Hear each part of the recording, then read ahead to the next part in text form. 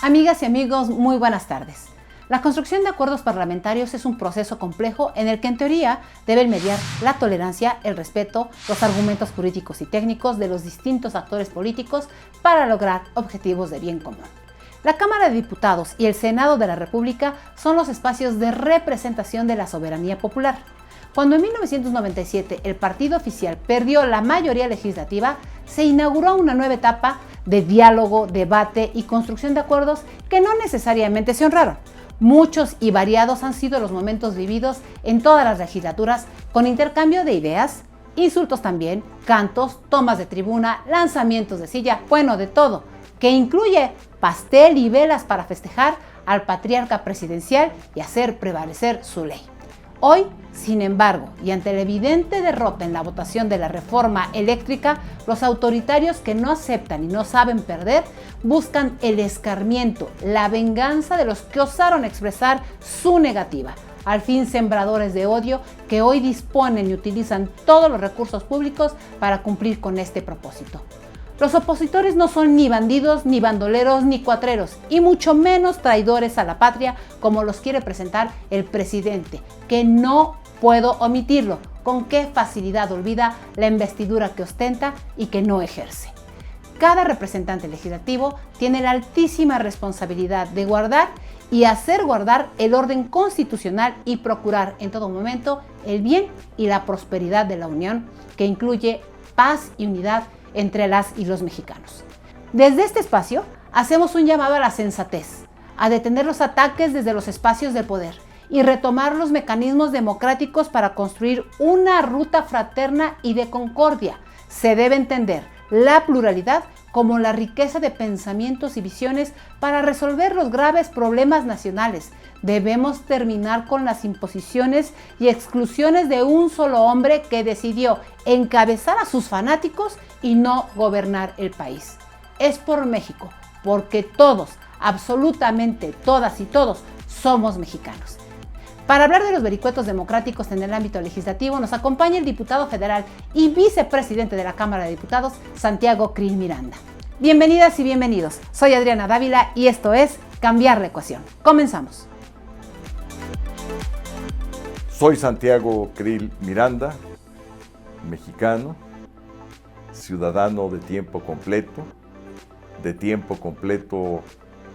padre de familia, esposo, abuelo, enamorado de mi familia, de México, de mi patria, demócrata, panista y alguien que quiere ver un mejor México antes de irme al otro barrio. Muy buenas tardes, diputado Santiago Krill. Buenas tardes. Muchísimas gracias por aceptar esta entrevista con nosotros en el programa Cambiar la Ecuación, que se transmite todos los días lunes, y es un gran gusto para mí poder platicar con usted sobre un tema muy importante que recientemente, el 17 de abril, tocaron en la Cámara de Diputados, pero que ya tiene mucho más tiempo, que fue la propuesta de iniciativa fallida del presidente Andrés Manuel López Obrador en materia eléctrica. Para la gente que nos escucha, quizá el discurso de cómo están las cosas ahora, les sale la luz más cara y por tanto hay que hacer una modificación eléctrica. ¿Cuál es la realidad y qué pasó en la Cámara de Diputados? Sí. Bueno, ojalá y las cosas fueran tan sencillas como eso. Son mucho más complejas y en el caso de la electricidad lo es aún más. Lo es desde el punto de vista técnico, financiero, de mediano y largo plazo. ¿Por qué? Porque estamos viviendo un proceso de transición en la generación de energía eléctrica. Y lo hemos vivido desde hace varias décadas. Lo que pasa es que México se ha retrasado mucho en su transición energética. Las energías, digamos, mejores para el mundo son las de recursos no renovables. Las energías limpias. El sol, el viento, el agua, obviamente la nuclear, pero pues esa la dejamos a un lado por los altos riesgos que tienen las plantas nucleares. Pero en general, digamos, los recursos no renovables son los que generan la mejor energía, la energía más limpia y más barata. Tienen problemas de orden técnico, porque sol, pues hay durante el día. Exacto. En la noche no existe, entonces hay que resolver, digamos, la parte de la noche. Luego tenemos países en donde los inviernos son muy largos y tampoco tienen mucho sol. Correcto. Y por otra parte, hay lugares donde hay viento, pero no siempre. Entonces es lo que se llama, digamos, la generación de energías intermitentes. Entonces, como tiene ese grado de intermitencia y todavía no se llega a poder guardar esa energía que pudiera, digamos, generarse de manera extra durante el día, sea por el sol o por el viento, todavía no hay esas baterías tan grandes que puedan absorber y guardar esa energía. Entonces se requiere algo de plantas de otra naturaleza, particularmente, digamos, de combustibles fósiles, que van desde el gas hasta el combustóleo, que es lo que más contaminación genera, lo que el gas dentro de los fósiles es lo que menos, y dependiendo la planta, si es una planta muy moderna, pues genera menos contaminación y es más barata que si una planta es vieja y ya, digamos, tiene 30 o 40 años.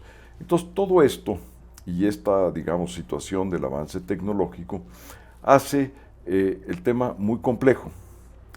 ¿Y qué habíamos optado? Bueno, optamos en el 2013 por una fórmula que establece lo siguiente. Es una fórmula relativamente sencilla, Adriana, que dice, se va a hacer el despacho de energía eléctrica, empezando por las plantas más baratas. Correcto. Es decir, de costo para generar energía sea el más barato. Y esas son las que se generan con el sol y con el viento. No hay de otras. ¿Por qué? Porque eso no cuesta. Y también por la fórmula que se estableció para hacer ese despacho, que se utilizaron el costo variable, que es precisamente el costo de la energía solamente, no el costo fijo, no cuánto te costó la planta, si ya está amortizada o no está amortizada. Por cierto, esto sucede en todas partes del mundo. Entonces el despacho va, digamos, agotando primero todas las plantas de sol y de viento, luego se sigue así en orden de graduación, que van, digamos, desde la planta de Laguna Verde, que es la planta nuclear, hasta las plantas de combustóleo y de carbón. Primero carbón y luego combustóleo. Por cierto, la reforma del 2013, yo Sí. era senadora en ese tiempo, también la aprobé. Nuestra plataforma en Acción Nacional la traía desde el 2008, la trajo en el 2012, fue una reforma aprobada. Hubo una oposición mayoritaria en ese tiempo de gente de la izquierda, que ahora está en Morena, pero nunca hubo un argumento técnico para debatir. ¿Sucedió lo mismo este domingo que vimos esta sesión? Sucedió lo mismo, porque lo que quiere hacer López Obrador es cambiar ese orden de despacho. Ahí es donde está la discusión, Adriana, no en otra parte. Y él quiere privilegiar las energías que producen las plantas de CFE, y son energías mucho más caras y más contaminantes. De eso trata la reforma. Y entonces, ¿qué sucede con eso? Al hacer a la CFE un monopolio, pues nos va a salir la luz mucho más cara al país. ¿Quién la pague y cómo la pague? Eso se verá después. Y ahorita lo comentamos. Pero entonces, en el fondo era eso, es utilizar al máximo las plantas de energía eléctrica de CFE y regresar, digamos, al viejo esquema del monopolio para que el Estado gobernara en buena medida la generación de energía eléctrica. Y entonces le dijo, bueno, a ver, que la CFE, cuando menos, produzca el 56% de la energía del país. 54%, y el 46% que la produzcan los entes privados. Pero no es tan fácil porque pues un ente privado, digamos, no va a entrar a un mercado que no es mercado. No es redituable. ¿Por qué? Porque entonces CFE va a establecer los precios a su antojo, a su discreción, y nadie va a invertir en eso. Entonces, si no invierte, entonces ¿quién va a invertir? CFE. Entonces, no solamente tiene el problema que el costo de la energía va a ser más caro para todos, pero también el costo de las futuras inversiones van a ir a cuenta del recurso público. Claro, que se le quita a otras áreas, como se le ha venido quitando Así es. a la salud, a la educación. A la salud, a la educación, en fin, a la protección civil, bueno, pero ahí no acaba el problema. Como existen hoy en día contratos, y la propuesta de López Obrador es eliminar todos los contratos, eso trae el costo que hay que reponer lo que invirtieron quienes lo hayan hecho. La inversión que se tiene es de alrededor de 40,000 millones de dólares. ¿Qué quiere decir de 800,000 millones de pesos? Bueno, ahora te voy a dar las cifras. El hecho de que las plantas de CFE sean las generadoras de energía eléctrica significa 100,000 millones de pesos más anuales en el costo que tiene, digamos, actualmente el sistema. Cuesta 100,000 millones más la fórmula de López Obrador. Que es prácticamente, perdón, la cantidad del fideicomiso que teníamos para niñas y niños con cáncer, que fue eliminado. Imagínate, pero ahí no acaba, digamos, la cuenta. Como va a tener que ser las futuras inversiones como monopolio, son otros 100,000 millones de pesos aproximadamente que tienen que ir invirtiendo año con año. Entonces ya llevamos en la cuenta 200,000 millones anuales. Más, ¿en cuánto tiempo quieres que paguen los 800,000 millones cuando vengan los arbitrajes y cuando vengan... O se termine toda la parte legal de las denuncias. Pues va a tener que pagarlos. ¿Por qué? Porque es una expropiación indirecta. ¿Qué quiere decir esto? Que yo tengo un bien que hoy vale 100, me quitan mi contrato, sin tener razón el gobierno, me lo quita, me lo cierra, me lo rescinde, me lo termina. Entonces, este bien que valía 100 vale 0, porque si está exprofeso hecho para generar electricidad y venderlo. Entonces, al país le infiere un costo terrible, entonces el costo país sube. ¿Y esto qué sucede? Fíjate, porque las cuentas ahí no terminan, que es muy importante que la gente sepa esto. Bueno, no solamente sube el costo país porque la generación de energía es más cara, porque hay que hacer las inversiones a futuro y porque hay que pagar las indemnizaciones de los contratos. Como se violentan los tratados internacionales concretamente el Tratado de Libre Comercio y de inversión, porque son los europeos y son los asiáticos, pero también se violentan los tratados del medio ambiente. Como la energía que se va a generar el doble de la contaminación que hoy tenemos. Si las plantas de CFE las ponemos a su máxima expresión, a su máxima capacidad, van a generar el doble de la contaminación que hoy tenemos. Entonces vamos a romper todos los tratados de medio ambiente que hoy tenemos, el de Kioto, el de París, el de Suecia, el de Naciones Unidas, etc., etc. Entonces, ello, ¿qué consecuencias trae? Que los productos mexicanos que estén elaborados con esa energía que contamina, van a tener un componente contaminado. Afecta la salud. O sea, el producto no está contaminado, lo que es contaminante es cómo se van a producir. Y entonces van a tener un arancel por huella de carbón. Entonces, al salir a competir a los mercados internacionales, pues van a competir desfavorablemente porque se va a tener que pagar ese arancel por la vía de los tratados de medio ambiente, pero ahí no acaba la cuenta.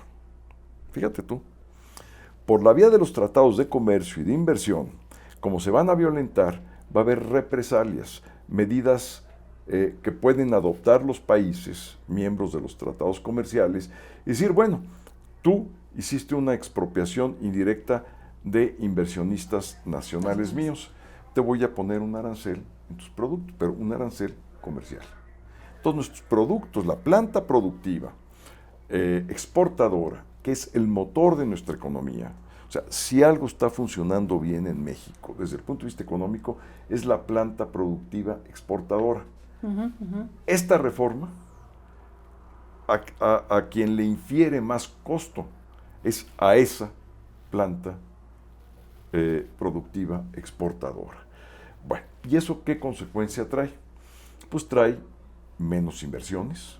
Nadie va a querer invertir en el país si se cambian las reglas de inversión. Entonces, ahí vamos a tener un problema. Si no hay inversión, no hay empleo.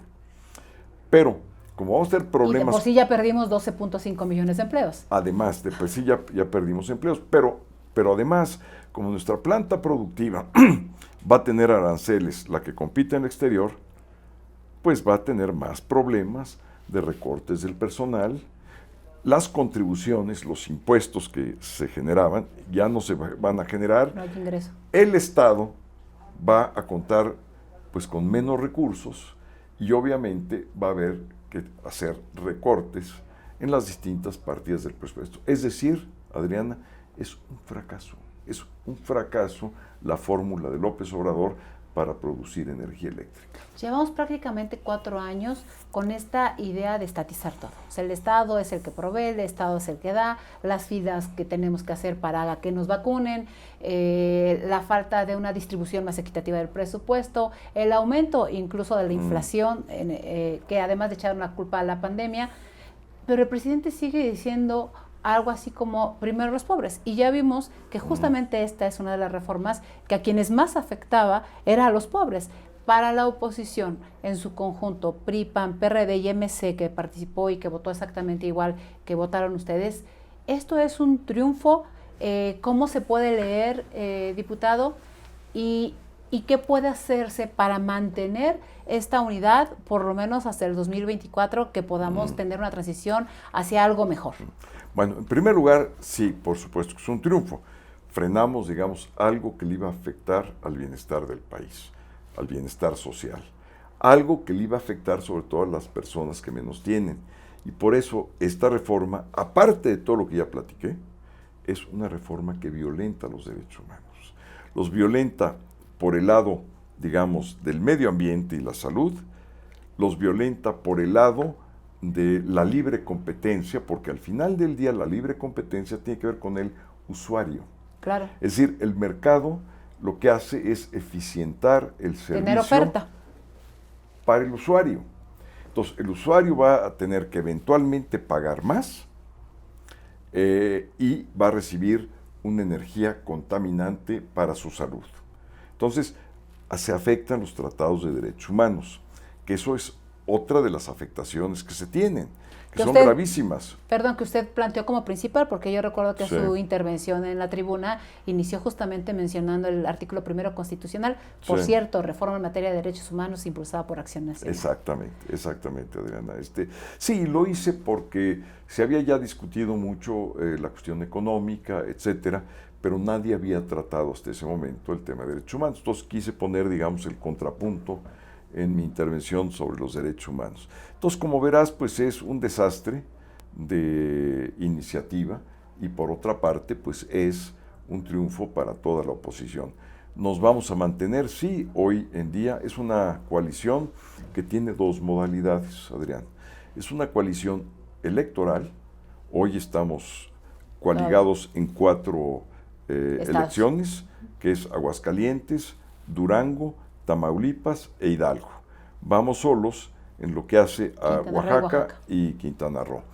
Entonces es una coalición claramente electoral, pero es una coalición de carácter legislativo. Y se traduce de 2 maneras.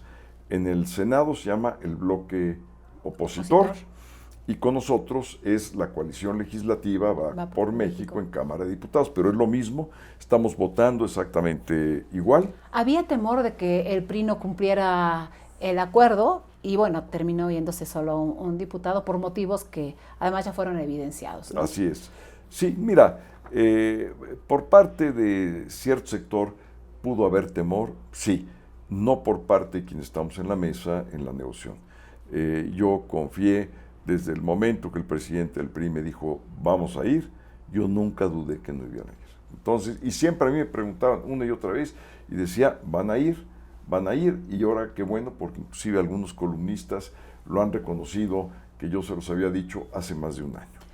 La discusión que lleva estos días del 17 para acá pareciera ser que solo se dio el día 17, pero bueno, llevábamos ya con aparentes parlamentos abiertos mucho tiempo, una campaña de desprestigio desde hace también ya bastantes meses, es más, yo diría desde los 4 años que llevamos, prácticamente 4 años que lleva gobernando López Obrador, porque gobernó a partir de que ganó la elección, exacto. Hay que decirlo así. Y no ha cambiado el estilo. Hoy incluso se ha aumentado contra de ustedes, los diputados, concretamente de las fracciones PAN, PRI, PRD y MC, el acoso, la vandalización a las oficinas, las agresiones que pasan incluso ya a lo físico. ¿Qué hacer para regresar a un país, a este país que necesitamos en calma? Mira, yo creo que es muy difícil convencer a alguien que no tiene una convicción democrática. O sea, yo creo que no hay mucho que hacer ahí. Tú imagínate, ya estamos en el Estado fascista que establece la lista de los enemigos del Estado. Pues lo que hacía Hitler, lo que hacía Mussolini, lo que hacía Franco, lo que se hacían en las dictaduras sudamericanas, digamos, la de Argentina o la de Chile. Entonces ya estamos igual. Ahí se proscribía a ciertas personas, se ponían sus listas, es lo que hacía Castro, lo mismo, igualito. Entonces ya estamos en esos niveles. Lo único que tenemos que hacer, creo yo, hoy en día es competirles y ganarles. No hay mucho que discutir porque no escuchan. Entonces no puede haber diálogo con quien no escucha, punto.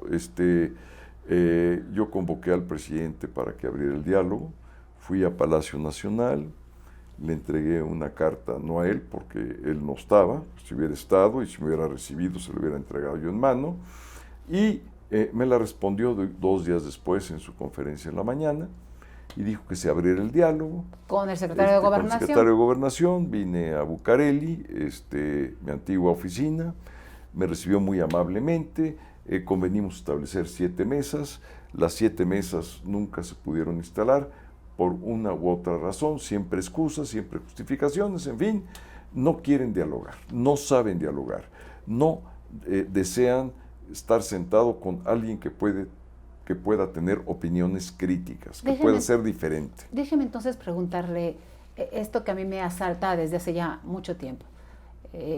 A ver, López Obrador ha manifestado su talante autoritario desde que fue candidato aquí, que compitió contra usted. Sí. Y bueno, hay quienes pensamos que hubo otro resultado.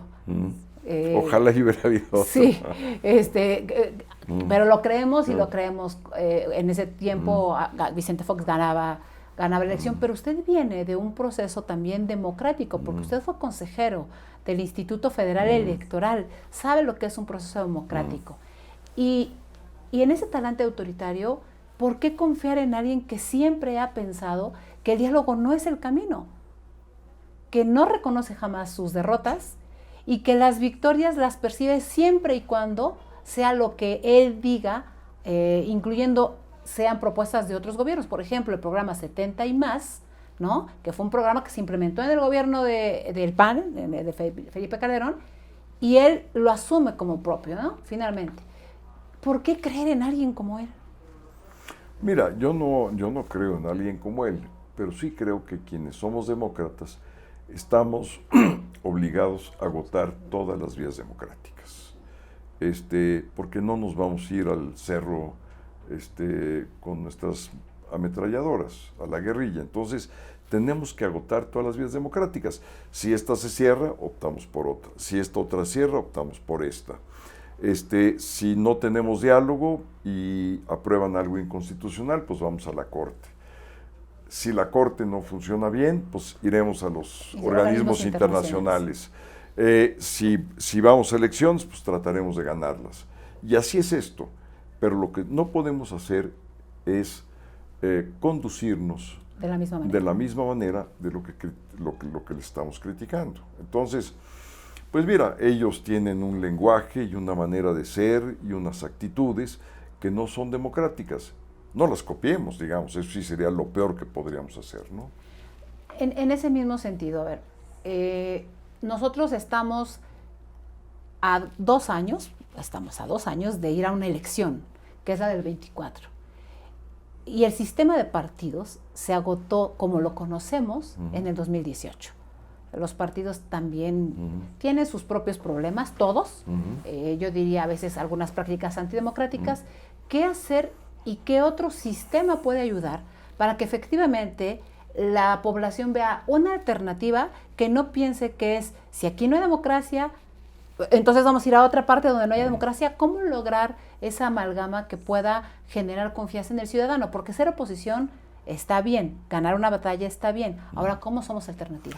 Mira, somos alternativa no porque lo vayamos a hacer, sino porque ya lo fuimos. En la elección de junio pasado, 2021, la oposición en su conjunto obtuvo 23 millones de votos, contra 20 millones de votos de la coalición de Morena, es decir, de la coalición Morena, PT y Partido Verde. Entonces somos ya muchas más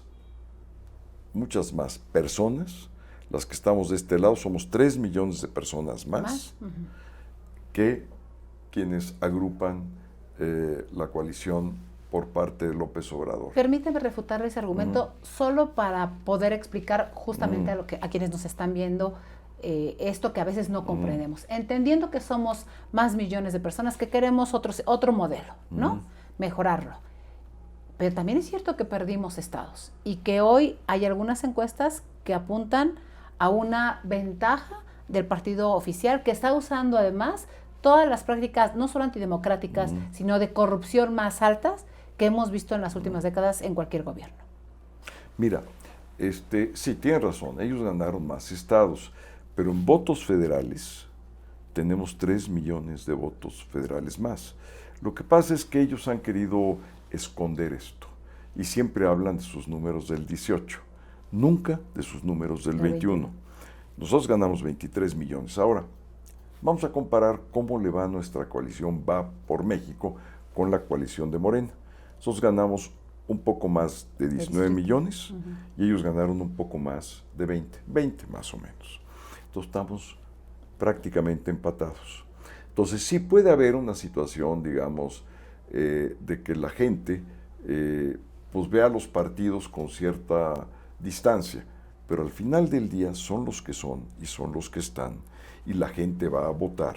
Y cuando vota, como votó en la intermedia, votó más personas por los partidos de oposición que por los partidos, digamos, agrupados en el gobierno. Hay quienes en ese argumento dicen, bueno, es que el voto fue en contra de Morena y no a favor de la coalición. Por eso, insisto, ¿cómo decirle a los ciudadanos hoy que sí somos alternativa? Que no somos solo un proceso de cachavotos de castigo, como debo decirlo también, fue Andrés Manuel López Obrador, pues por los errores que se cometieron también en el pasado y de los cuales tendríamos que reconocer. Mira, yo creo que teniendo, digamos, ya el resultado de la reforma eléctrica fallida, frenada por nosotros, cuando se pregunta dónde está la oposición, ahí está. Ahí está. Lo que pasa es que la gente, pues no la ve, pero estamos todo el día trabajando, veía, ¿no? O no la veía, pero ahí estamos. Entonces, cuando se ha hecho falta, ahí damos el frente. Cuando se ha hecho falta, pues estamos presentando nuestras acciones de inconstitucionalidad, las controversias, estamos agrupando a la gente en los amparos, estamos dando las batallas en cada una de las elecciones. Hemos hecho un agrupamiento inédito de una coalición legislativa y una coalición electoral. No improvisamos. Esta fue una idea que surge en el 2019, cuando empezamos a ver a un gobierno autoritario, y dijimos, tenemos que agruparnos. ¿Quién? Los antiguos competidores, los antiguos adversarios. El sistema político, Adriana, desde mi punto de vista, ya cambió. Sí. O sea, no es el mismo. Ya no es el mismo. ¿Por qué? Porque vamos a tener que ir juntos al 24, cuando menos los 3 partidos de oposición más importantes, o inclusive 4, o inclusive más, dependiendo de las circunstancias, ¿no? Dependiendo de las circunstancias. Sí, ¿Qué decirle a la gente, sí. perdón, qué decirle a la gente, diputado, cuando supongamos que hubiera algunos elementos adicionales. Déjenme poner el ejemplo MC, ¿no? Que decidió ir solo en las elecciones del 21, que dice, tenemos 2 estados que se ganaron, Nuevo León y Jalisco, que somos chiquitos, pero ni juntos pudieron hacer lo que nosotros, y se refieren a PAN, PRI, PRD, y luego nos juntamos. López Obrador hizo como un proceso de purificación. Si van con ellos, se purifican, ¿no? Si no van con ellos, son el demonio. ¿No estaremos cometiendo el mismo error en ese sentido? ¿O cómo decirle a la gente cuál es el bien mayor? Mira, el bien mayor es agrupar a toda la oposición que sea posible. Es el bien mayor. Si algunas dirigencias de algunos de los partidos que pudieran agruparse con nosotros deciden no hacerlo, tienen que asumir su responsabilidad. Nosotros, de nuestra parte, ¿qué es lo que tenemos que hacer? Dejar las puertas abiertas, Adriana. ¿Qué más? Bueno, pues tratar de buscar que vengan. Pero a fuerzas, pues es muy difícil.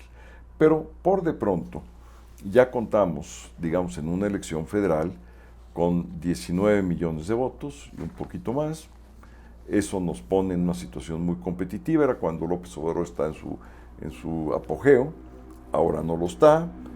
Yo pienso que si seguimos juntos y si hacemos una buena labor con la sociedad, de ahí tendrá que salir el candidato que gane y gobierne con una coalición de largo plazo. ¿Usted piensa que el candidato o la candidata del 2024 tiene que salir de un método democrático?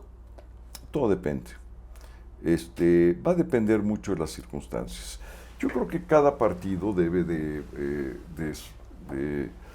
presentar a sus mejores candidatos y después de ver algún mecanismo que pueda ser un mecanismo que tenga legitimidad, pero no necesariamente caer en la trampa de una elección abierta, incontrolable. Ninguna elección abierta por parte de los partidos ha salido bien, ni una. Ni las del PRI que tuvieron y tampoco las del PRD. Hay grupos que están impulsando con mucha fuerza porque piensan que ese es el mecanismo que pudiera ser en una reforma electoral, por cierto, que pronto tendrán que discutir ustedes, y que no creo que López Obrador impulse en ese sentido, elecciones primarias. ¿Qué piensas sobre ese tema? Mira, yo pienso que serían muy buenas, pero que sean constitucionales. Es decir, todos al mismo tiempo. Todos los partidos al mismo tiempo, que lo organice el INE, y entonces sí queda muy bien, pero tú imagínate una elección primaria organizada por los partidos. Primero, ¿quién la va a pagar? ¿Cuánto cuesta una elección en un país de 130 millones de personas? En un padrón que llega, digamos, a 90 millones. ¿Quién la va a pagar? ¿Quién la va a pagar? Segundo, ¿quién nos va a garantizar la transparencia del voto en estados como Oaxaca, Chiapas? ¿Quién? Veracruz. Son los estados que han reventado las elecciones del PRI. Hay que recordar lo que le pasó a Beatriz Paredes con Roberto Madrazo y hay que recordar lo que le pasó a Amalia García. Acuérdate, fue un desastre. ¿Y en qué estados fueron los desastres? Pues en el sur-sureste. ¿Por qué? Porque ahí los procesos de votación todavía están contaminados, digamos, de una cultura y unas formas muy... de la presión del gobierno en turno. Muy arcaicas, o sea, que no son democráticas, Adriana. Entonces, tú imagínate que un partido democrático se vaya a una elección de manera ingenua, de esa naturaleza, y le metan ahí, en sus casillas, digamos, las empiecen a rellenar las urnas, y ¿qué hacemos? ¿Y qué autoridad va entonces a intervenir? Y si sale mal eso, se acabó, se va a Morena. O sea, así como cuando se va una pelota de béisbol en un estadio, se va, home run. Bueno, pues aquí de la misma manera. Entonces tenemos que proceder con inteligencia, sin ingenuidades. ¿Qué queremos hacer? ¿Ganar? Muy bien. ¿Cómo queremos ganar? Pues queremos ganar democráticamente, sí, claro, en la elección federal. Pero ¿cómo vamos a elegir nuestros candidatos? Por de pronto que cada partido con sus estatutos elija sus candidatos. Y después ya veremos una fórmula que permita, digamos, que existan debates, que exista un recorrido nacional, pero una elección abierta, así, sin controles, es una ingenuidad. Acción Nacional logró vencer al PRI de los años 70, o sea, aunque no fue hasta el 2000, pues, pero me refiero al PRI de los años 70, que era el que predominaba, siendo democrático en su interior. De hecho, creo que luchamos todavía más como Acción Nacional por la democracia y el PRD por otras causas, ¿no? No estoy diciendo que no sea democrático, digo, tiene otros mecanismos. ¿No tendría que ser la democracia el camino con las oportunidades que, diría Carlos Castillo Peraza, implica, o incluso con sus riesgos? Porque nadie puede decir que López Obrador no ganó democráticamente y lamentablemente el resultado no es el que las personas esperaban. Pero mira, por ejemplo, en la época de Fox pues, fue un candidato único. Prácticamente ni interna hubo. Con Calderón yo participé en una interna, pero él había sido el presidente del partido y tenía, digamos, un control del partido, digamos, ex ante. Por cierto, en esa elección, los tres que compitieron habían sido presidentes de sus partidos, Roberto Madrazo y López Obrador en el PRD. Entonces, obviamente, quienes están en los partidos pues tienen una ventaja natural. ¿Por qué? Porque es parte por la visibilización. ¿Y eso es democrático? Pues a la interna. Es que cada quien debe de escoger su camino. Si tú quieres llegar a ser candidato a la presidencia, pues claro que es muy conveniente pasar por un partido, por supuesto, y tener, digamos, un recorrido partidista que te permita, digamos, salir de ese partido y luego generar una coalición o no con otros partidos. Entonces, yo lo considero que así son las reglas. La democracia pura, digamos, de pizarrón, ojalá y pudiese existir. Entonces, si no existe, tenemos que hacer algo que genere una legitimidad para llegar a una elección constitucional y que esa elección constitucional sea auténticamente la voluntad popular. Pero dentro de los partidos... Cada uno tendrá que elegir. Pues es que tiene mucho que ver cómo se formaron, cuáles son sus reglas. Tiene mucho que ver quién es, por ejemplo, en nuestro partido, pues quién tiene, digamos, el trabajo interno para formar sus padrones, y esos padrones son muy dominantes en una elección interna, ¿no? Me queda claro. Entonces, bueno, esas son las reglas del PAN. Entonces, que quien quiera ser candidato, pues sabe que va a enfrentar esas reglas, y no puede generar una ingenuidad y decir, bueno, no, yo quiero que sea de otra manera. No, es que así es. O sea, cuando abres la llave de un partido, en el PRI es de otra manera, es mucho más vertical, tienen otras formas. Se eligen, ¿no?, de otra manera. Aparte está todo, en el principio de autodeterminación de los partidos, cada quien elegiría el suyo. ¿Qué pasaría si los candidatos que se emanan de cada partido político, empecemos por los tres primero, luego veremos al cuarto partido, si es que decidiera sumarse, que ojalá y lo quisiera hacer. De los tres primeros, si no se ponen de acuerdo con uno solo o una sola, ¿qué va a pasar? El esfuerzo que ustedes, o que se está haciendo para ir juntos en reformas como esta, que creo que es la primera vez que se visibiliza la oposición, por lo menos yo lo veo desde fuera, sí, hoy sin ser legisladora, lo veo desde fuera, es la primera vez que se visibiliza la oposición en un triunfo importante, ¿no? Además con la ayuda ciudadana. ¿Qué hacer si no logran ponerse de acuerdo? Mira, yo creo que ese es el reto, pero es justamente el reto para sacar adelante una reforma como la que acabamos de contener, digamos, para no sacarla adelante, mejor dicho. Exacto. Entonces, pues es el reto. Tenemos que ponernos de acuerdo por el bien superior de México, y lo vamos a hacer. Ahora, si lo que nos piden es, bueno, vamos a poner a 20 gentes a que compitan en una elección abierta, que nadie se va a comprometer a pagar, cómo se va a regular, quién va a ser la autoridad, y si eso va a acabar mal, no. Entonces, no es el camino. No es el camino. De acuerdo a lo que mira, usted. Si tú ves, por ejemplo, cómo se arma la concertación en Chile, que fue muy exitosa, duró 15 años, pues tú te das cuenta, digamos, que el problema interno se resolvió a base de negociación entre los grandes liderazgos de los partidos. Y primero ganó Patricio Aylwin, después ganó Eduardo Frei, que es un partido primo hermano al nuestro, después ganó Ricardo Lagos, un partido, digamos, de democracia, de socialdemocracia, y luego ganó Michelle Bachelet, Democracia Cristiana. Y si tú ves, por ejemplo, cómo se operó la transición española, el problema no estuvo adentro de los partidos. No había duda, digamos, de la intención de ponerse de acuerdo. De ponerse de acuerdo en las mesas para que el primer contendiente fuera Adolfo Suárez. Después la izquierda democrática plantea a Felipe González. Ahora lo eligieron por la base todos los militantes del PSOE, o fue una... ¿no? Y eran momentos tan climáticos como los que estamos viviendo, que fueron muy inteligentes en buscar que Adolfo Suárez fuera quien pudiera vencer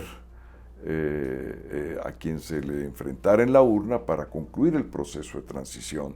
Lo mismo con Patricio Aylwin, o cuando ganaron el plebiscito del no, allá los chilenos. Entonces, mira, lo digo esto ¿Usted confía en ese diálogo?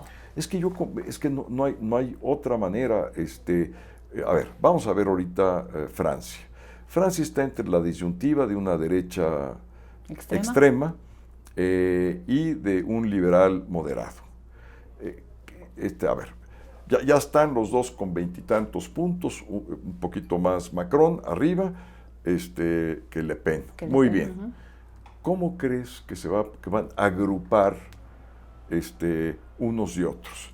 ¿A poco van a hacer una primaria abierta a todos y para preguntarle a todos los militantes de todos esos partidos si se van a reagrupar en un lado o en otro? Pues no funcionan así las cosas. ¿Qué van a hacer los liderazgos de cada uno de los partidos? Seguramente el Partido Comunista pues, se quedará fuera, pero fuera de esos se van a ir agrupando por las decisiones de los liderazgos más representativos del partido.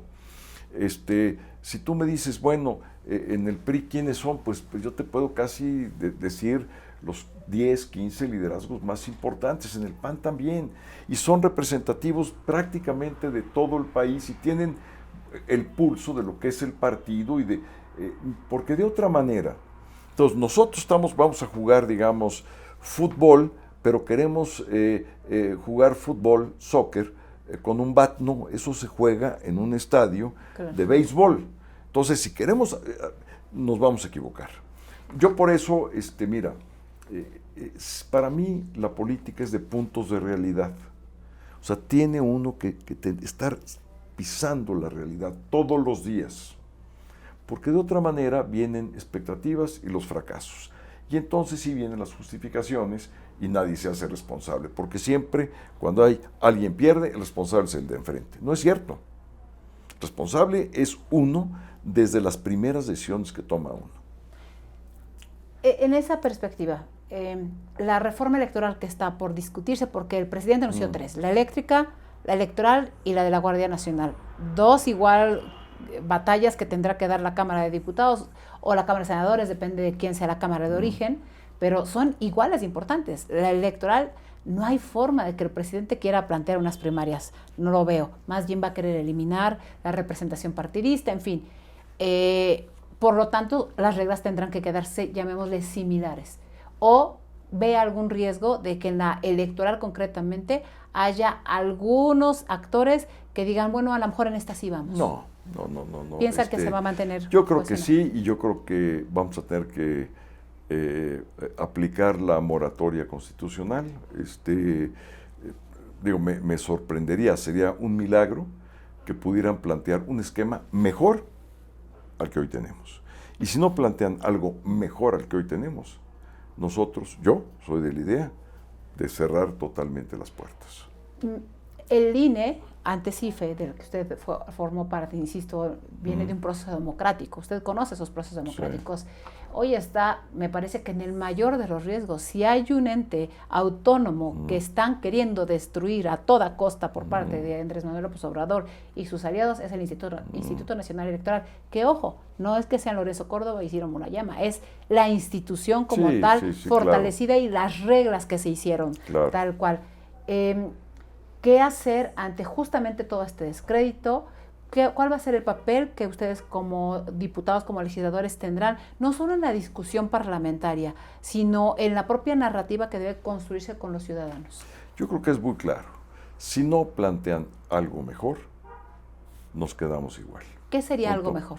Mira, algo mejor sería aprovechar el uso de la tecnología y evitar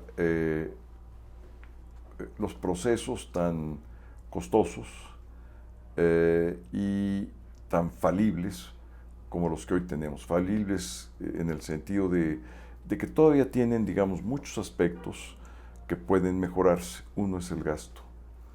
Yo creo que, por ejemplo, hay que limitar el gasto de campañas, pero a cuestiones muy puntuales.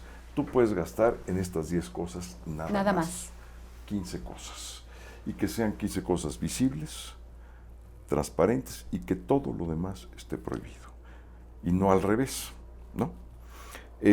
Segundo, yo sí apostaría eventualmente, no sé si nos dé tiempo para el 24, pero si no, digamos, en un camino de transición de mediano plazo a un voto electrónico.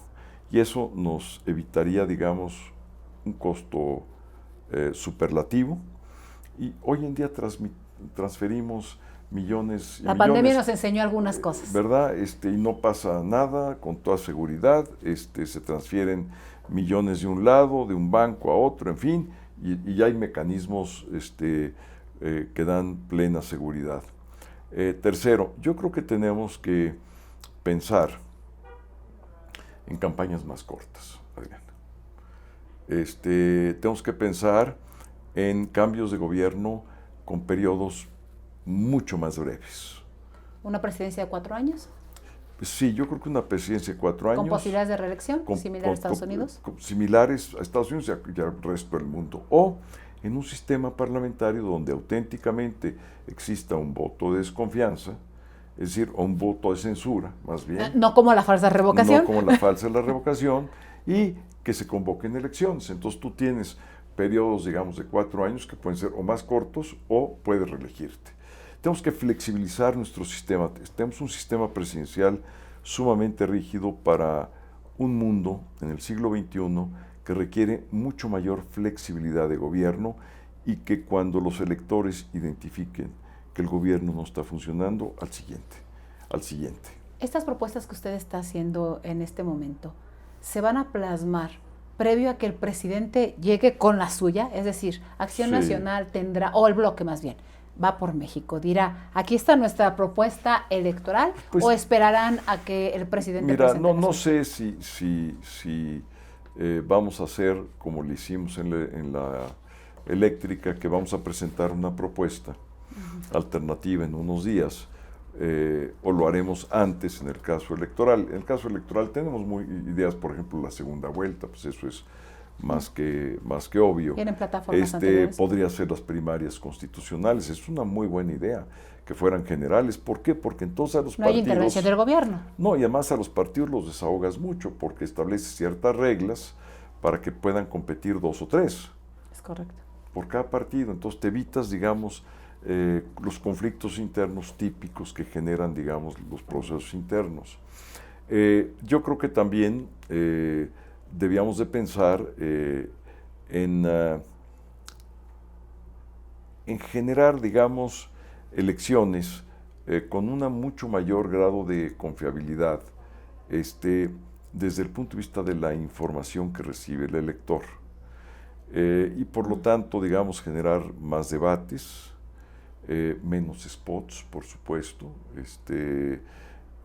Yo repensaría todas las fórmulas que hemos utilizado en lo que es comunicación social, que para un momento fue clave para nosotros. Yo fui uno de los que impulsó, pero creo que ya el mundo cambió.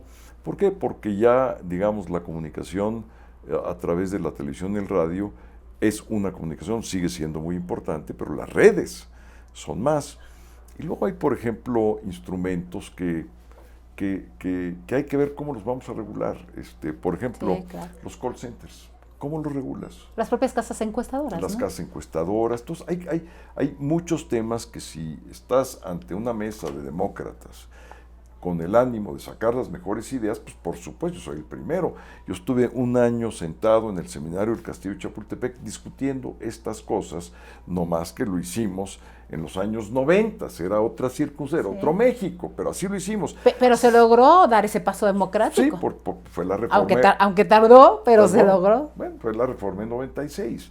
Entonces, yo digo que si hubiese ese ambiente, pues claro que nos gustaría. Y yo tendría estas y muchas más ideas, y estoy seguro que otros tendrían inclusive más y mejores ideas. O sea, no hay que temerle ni al cambio, ni a la innovación, y la democracia es un sistema que tiene que estar constantemente actualizándose y mejorando y todo esto, y renovándose. Entonces, ese no es el problema. El problema es si alguien quiere sentarse a la mesa para engañar, hacer un truco y a base de ese truco beneficiar a su partido. Eso sí no vamos a permitir, digo, ya. Sí, el beneficio tiene que ser para los ciudadanos, para más los que ciudadanos, para los partidos políticos. Para que el ciudadano en su calidad de soberano, de soberanía real, sea el que cambie al gobierno, el que lo elija y el que pueda ir participando, inclusive con instrumentos de democracia todavía más participativa. Pero yo empezaría al revés. Yo empezaría la democracia todavía más participativa a nivel, digamos, de ayuntamientos, y poco a poco que se vaya generando una cultura. Yo no creo en los cambios de un día para otro, eso no existe. Y menos en la política, y menos en sociedades tan grandes como la sociedad mexicana. Tiene que hacerse en algo que vaya evolucionando de prueba y error, y así vamos mejorando. En esas mesas que usted estuvo en los años 90 y que dio paso a esta transición democrática con muchos actores que participaron y cuya característica era la pluralidad, ¿cómo percibe o se imaginó que el gobierno que hoy tenemos fuera así de autoritario? ¿Lo imaginaba incluso en el 18? No, porque inclusive el caso de Tabasco, que fue cuando a Ortiz Pinchetti y a mí nos tocó dictaminar esa elección, fue un caso que gravitó en la mesa del Castillo de Chapultepec. Y fue un caso que nos aleccionó mucho por dónde debíamos de ir para generar transparencia, particularmente en el gasto y en otras cuestiones. Entonces, lo que es increíble ver hoy en día para mí es a alguien como Andrés Manuel haciendo todo lo contrario de lo que se supone. De lo que fue. Es decir, es alguien que si se viera en el espejo 2 minutos viéndose al espejo, difícilmente podría sostenerse viéndose a sí mismo. Porque no, o sea, yo no coincido. Si no, jamás hubiéramos tomado ese caso, ¿verdad? Claro. Y por otra parte, pues es lo que está queriendo hacer, poniendo las listas de los periodistas que están en contra del gobierno, atacándolos, a los científicos linchándonos, también. A los científicos, bueno, Académicos. a todos los que van, a los empresarios un día, va tomando casi por gremios, y luego los junta. A las mujeres, a los padres de los niños con cáncer, cómo fue acabando con nuestros refugios para las mujeres que han sido maltratadas, acabaron con las estancias, acabaron con el seguro popular, acabaron con las escuelas de tiempo completo, acabaron con, bueno, con toda... Andrés el Destructor. Con Andrés el Destructor, con el Instituto Nacional de Evaluación Educativa. Bueno, entonces, a ver, estamos ante una emergencia nacional, Adriana. Yo es lo que veo, ¿no? Estamos ante una emergencia nacional y tenemos que convocar a un gobierno de reconstrucción nacional. No se trata solamente de tener, fíjate tú, muy bien lo que te quiero decir, no se trata solamente de tener un candidato que pueda ser medio atractivo electoralmente. Carismático. No. Se trata de un candidato que pueda jalar a toda la oposición. Y que sepa hacer gobierno. Pero que él sea parte de quien arme esto. Porque o sea, no es algo que te da alguien, ya está armado y yo llego y me pongo, ¿no? Uh-huh. Tiene que demostrar que sus habilidades, destrezas y talentos permiten unir a contrarios y antiguos adversarios y que puede él ser el eje que aglutina a todos ellos. Primero, ya con eso vas a ver a dónde se van a ir las encuestas. Simplemente con eso. En el momento que esto se transmita a la opinión pública, eso va a tener un efecto mucho más importante que una cara agradable. Segundo, alguien que pueda gobernar un gobierno plural. Que haga política pública. Un gobierno de coalición. Nunca hemos tenido esa experiencia. Entonces, a ver, tú vas a tener en una cartera de un partido, en otra cartera de otro. Necesitas gobernar. La pluralidad. Tercero, si ganamos, hay que ser, otra vez, estar en la realidad. ¿Por cuánto crees que podemos ganar? No creo que sean más de 2 dígitos. Bueno, entonces, ¿quién va a estar enfrente de este gobierno de coalición? Pues se supone que el que aglutina. No, pero ¿quién va a estar enfrente? Bueno, el opositor. ¿Quién va a ser el opositor? El que tenemos de presidente. Correcto. Entonces, ¿a quién necesitas? ¿Necesitas a alguien sin experiencia ahí que pueda...? No, necesitas a alguien que sepa. Y que conozca y al adversario. Conozca y que pueda gobernar esto que se llama México en estas circunstancias. Porque si no, ¿qué ganas? Nada. Es un fracaso. Y lo que no quieres es fracasar en esto. Entonces, no es tan sencillo por eso decir, a ver, sí, muy bien, elecciones abiertas. Qué fácil. Es que, no, pues está muy fácil, así. No, esto es mucho más complejo porque estamos en una situación de emergencia. No estamos en un México democrático como unos lo visualizan. Es el México real. No es fue el la México progresividad democrática. Bueno, pues nada más ve estos estados y cómo se votan, nada más ve la participación que tuvieron en el proceso simulado de revocación. Por favor, sí, ahí están las cifras. Bueno, ahí están las cifras. Y cuando gana López Obrador, nada más ve dónde están los estados. Si tú me dijeras, oye, pues esto lo vamos a hacer en Guanajuato, perfecto, Adrián. En Guanajuato sí. Nomás que Guanajuato, territorio, hasta ahí, ¿eh? Pero lo demás no funciona. El Bajío. ¿Por qué? Porque hay... y eso otra vez, es otras condiciones. Entonces, ¿qué necesitamos hacer? Necesitamos hacer un gobierno de reconstrucción nacional. Sí, reconstruir muchas de las instituciones, otras más, ser un gobierno que tenga un sello de autocrítica del pasado. No podemos repetir los últimos gobiernos nuestros. No se puede. A ver, más allá hicieron cosas buenas, sí, pero también estamos metidos en este lío porque todos nosotros de alguna manera fallamos. Y si no sabemos reconocer eso, pues entonces otra vez no estemos haciendo política porque esa no es la realidad. La realidad fue que en buena medida pavimentamos el camino para que llegara él. Entonces tener una situación de autocrítica, innovar y cambiar totalmente el modo de pensar y de actuar en muchas cosas. Entonces esto solamente se puede lograr a través de un proceso de diálogo profundo, productivo, de entendimiento entre personas, políticos, mujeres y hombres que piensen diferente y que puedan valorar algo que se llama México sobre cualquier otro interés de carácter político o de otra naturaleza. Hay formas de violentar el Estado de Derecho y la legalidad y las ha demostrado todas el presidente de la República. Y una de ellas fue la intervención en la Corte. 4 votos en la famosa simulación también de la reforma eléctrica, que también lo mencionó en su discurso, en su intervención en tribuna. Pero vienen cambios en el Instituto Nacional Electoral. 2 consejeros salen el próximo año y la propuesta venda de él. ¿Qué riesgos ve?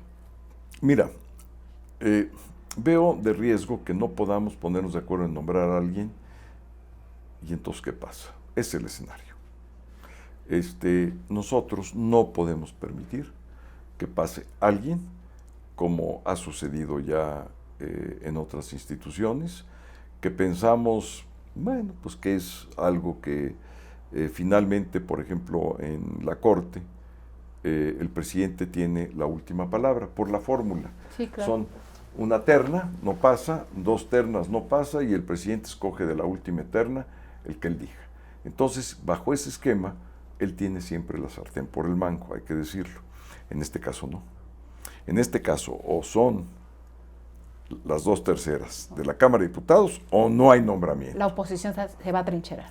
Pues no sabemos, digo, pero otra vez, punto de realidad, no creemos en los milagros que vayan a presentar a alguien como Pepe Woldenberg. Decir, a ver, Pepe Woldenberg, por favor, regresa, te pedimos de favor que estés, que tú seas otra vez de regreso. Bueno, si lo hacen, o nos ponemos de acuerdo, en ya, 10 segundos. ¿Verdad? Pero no creo que lo vayan a hacer, o que digan, bueno, un personaje así, vamos, que sea incuestionable para nosotros, para ellos no lo es, pero para nosotros es incuestionable. Yo soy de la idea que ya ahorita una moratoria general, si no quieren entrar en razón, pues nosotros tampoco. Para terminar esta parte de la entrevista, el presidente del partido ha nombrado a la baraja de Acción Nacional, ¿no? Varios nombres destacados panistas, lo ha nombrado usted. Y la pregunta es, ¿usted quiere ser candidato del PAN a la presidencia de la República? Mira, una cosa es querer, como creo que casi cualquier político quisiera ser, pero otra cosa es hacerlo ya desde el punto de vista de las actuales circunstancias. Y yo tengo una responsabilidad muy grande en todo esto, Adrián. Soy constructor de esta coalición y la tengo que cuidar mejor que nadie. Y no porque yo sea el único constructor, es todo un grupo de panistas, de priistas, de perredistas, de gente que participa en organizaciones sociales y de ciudadanos comunes y corrientes. Entonces, mi papel ahorita es distinto. No es pensar en una candidatura, es pensar en cómo mantenemos cohesionada nuestra coalición y cómo la vamos ampliando. Yo estoy convencido, Adriana, que esto es la fórmula para triunfar, no otra, pero no solamente para triunfar, para generar un buen gobierno plural, que supere el interés partidista de un momento. ¿Me explico? Estoy convencido en ello. Entonces, para mí ahorita mi mente, mis anhelos, mis sueños están pensados en esto. Después veremos. ¿Por qué? Porque, a ver, ¿qué necesitamos? Necesitamos ver cómo nos va este año, cómo nos va el 23, cómo se van comportando todos los actores de los partidos. Esta fue una gran prueba. Cómo nos sumamos, nos unimos todos, y cómo nos fuimos complementando. Mira, la labor de complementación es fundamental. Aquí todas las personas, como hemos vivido un sistema presidencialista, digamos, típico, todo el mundo piensa, bueno, ¿cuál es el candidato? ¿Quién de allá y de acá? No, eso no es lo que nos va a hacer ganar ni tener no. Es cómo nos vamos a ir complementando entre todos y cómo nos vamos a ir adecuando. Y si en esa adecuación surge alguien que pueda realmente ganar y gobernar bien y yo le tenga confianza, yo le daré todo mi capital que tenga para que se pueda hacer. Pero si es usted, no dice no. Por supuesto que no, porque como te digo, nadie está, digamos, peleado con sí mismo, pero no es mi objetivo en este momento, ni debe serlo. Muy bien, senador. Permítame, para ya concluir esta etapa, darle algunos conceptos y lo primero que se le venga a la mente es lo que usted puede plantearme y le agradezco muchísimo que podamos hablar de todos estos temas. Unidad. Siempre. Bloque opositor. Fuerte y robusto. Adversario. No enemigo. Partido político. PAN. Diálogo. Siempre. Pleno. Difícil. Proceso parlamentario. Apasionante. Autoritarismo. Malo. Ética legislativa. Fundamental. Grupos parlamentarios. Necesarios. Simulación. Afuera, excluida. Poderes de la Unión. Respetarlos en su división. Presión social. Capturarla. Redes sociales. Fundamentales. Responsabilidad. A cumplirla. Andrés Manuel López Obrador. Mal gobierno. ¿Cambiar la ecuación? Sí. Muchísimas gracias, Muchas gracias, diputado, por esta oportunidad, por platicar. Espero que no sea la única vez que podamos platicar y agradezco muchísimo el tiempo para todos nuestros amigos que nos van a ver a través de RIT TV, Cambiar la Ecuación. Gracias. Muchas gracias, Adrián. Muchas gracias. Gracias.